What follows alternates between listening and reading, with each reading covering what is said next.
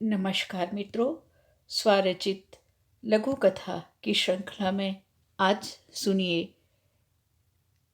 एक नई लघु कथा जिसका शीर्षक है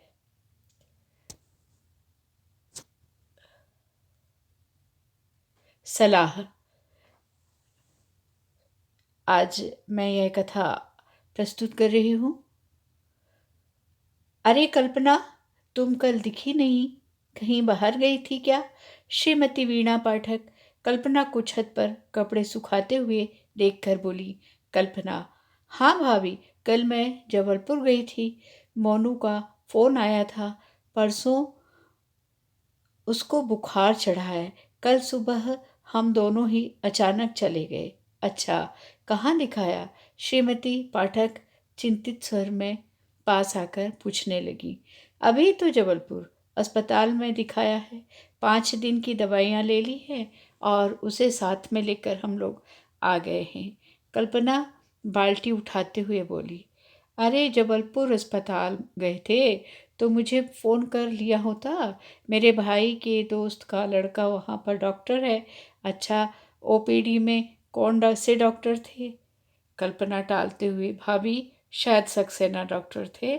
श्रीमती पाठक फिर और पास आकर, अगर वायरल है तो 3 से 5 दिन तो लगता ही है। वैसे रोहित अच्छा डॉक्टर है। तुम कहोगी तो हम उससे बात करेंगे।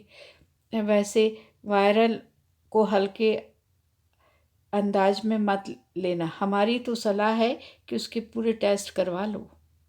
हाँ भाभी, सब ठीक है। अच्छा, मैं चलती हूँ, मुझे स्कूल भी जाना है। हाँ हाँ, ठीक है ठीक है। जाओ, शाम को ज़रूर बताना मोनू की तबीयत के बारे में।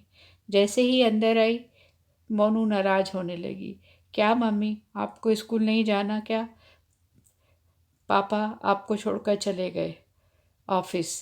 कल्पना रोज अपने पति के साथ ही स्कूल निकल जाती है। अब क्या बताऊं, उनको तो विषय मिल गया था बात करने का। बस चलो कोई बात नहीं, मैं थोड़ा लेट हो जाऊंगी, कहते हुए कल्पना अपने टिफिन में पराठे रखकर, अच्छा तुमने खा लिया ना, और दवाइयाँ ले लेना। अच्छा, मैं निकलती हूँ, बाय। प्रिंसिपल रूम में पहुंचकर साइन करने के लिए जब रजिस्टर उठा रही थी, तभी प्रिंसिपल ने आकर टोका। मैडम, आप लेट आई हैं, आपका लेट लगेगा। ठीक है मैडम, लगा दीजिए, कल्पना ने कहा। ठीक है, जाइए, पीरियड ले लीजिए अपना और फिर आकर बताइएगा। कल्पना अपनी क्लास में पहुंचते पहुंचते, मिसेस मिश्रा, अरे कल्पना, कल तुम्हारी एप्लीकेशन आई, क्या हो गया मोनू को? अरे उसको 3 दिन से वायरल इन्फेक्शन था और फीवर भी आ रहा था। वह तो उसकी सहेली ने फ़ोन करके बताया। अच्छा, मैं पीरियड ले लूँ, कहकर कल्पना अपनी क्लास में चली गई।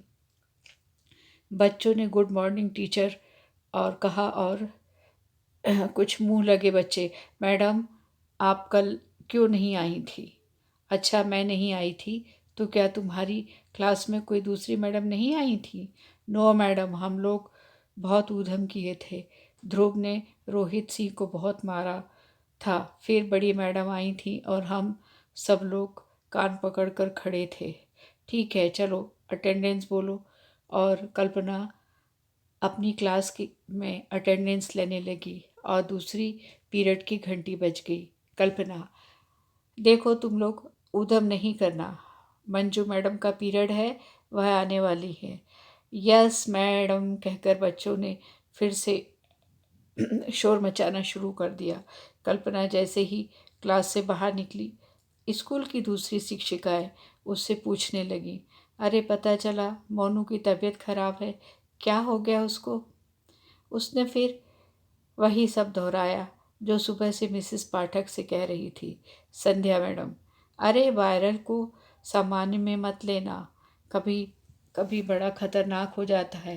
कल्पना के साथ स्टाफ रूम में आकर बैठ गई।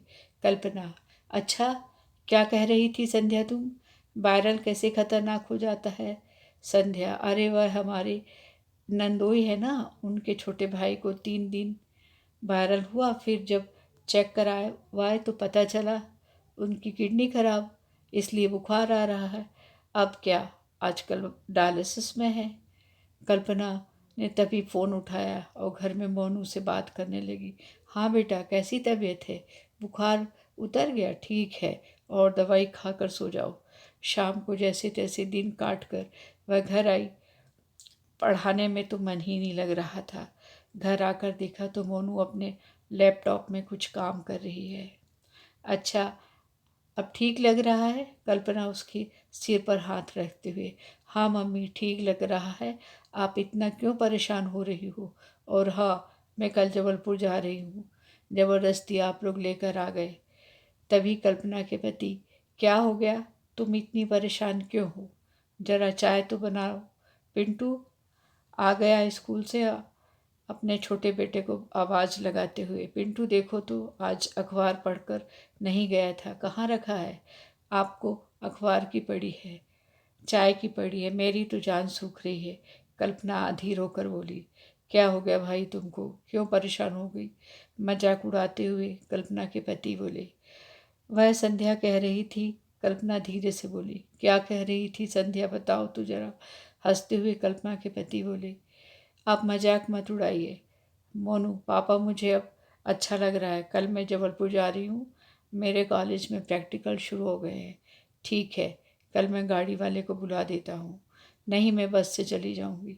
सुबह मोनू जबलपुर चली गई और कल्पना स्कूल। शाम को लौटते हुए कुछ सब्जी खरीदते खरीदते हुए वह आ रही थी, तभी उसकी एक सहेली मिल गई। अरे कल्पना, कैसी है?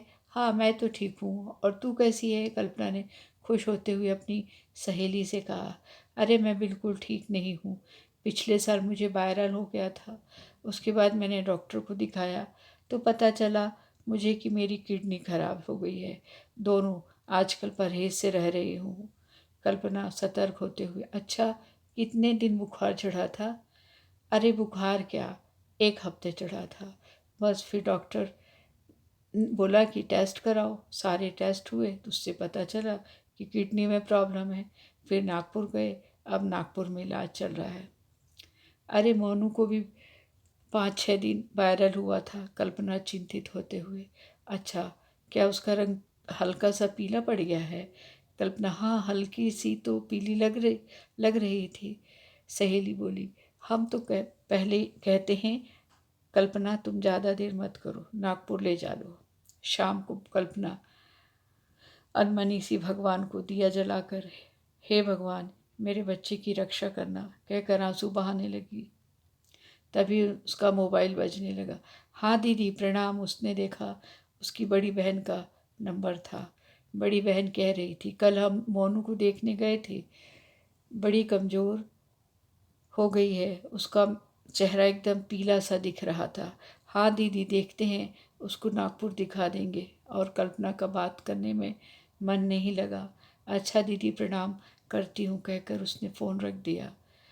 जैसे ही कल्पना के पति घर आए। आज और अभी इसी वक्त चलो। कहाँ चलना है? जबलपुर और फिर नागपुर। कल्पना ने बैग में सामान रखते हुए। लेकिन क्यों भाई, क्या हो गया? कुछ नहीं, मोनू को नागपुर दिखाना है।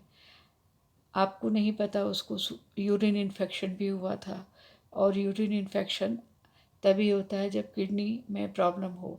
फिर उसके बाद उसको फीवर आया। कल्पना की आंखों में आंसू निकल रहे थे। वह बैग लेकर अकेले ही जबलपुर चली गई और वहाँ से मोनू को लेकर नागपुर।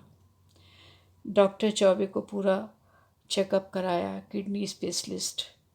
डॉक्टर साहब देखो, आपकी बेटी की सारी रिपोर्ट नॉर्मल है।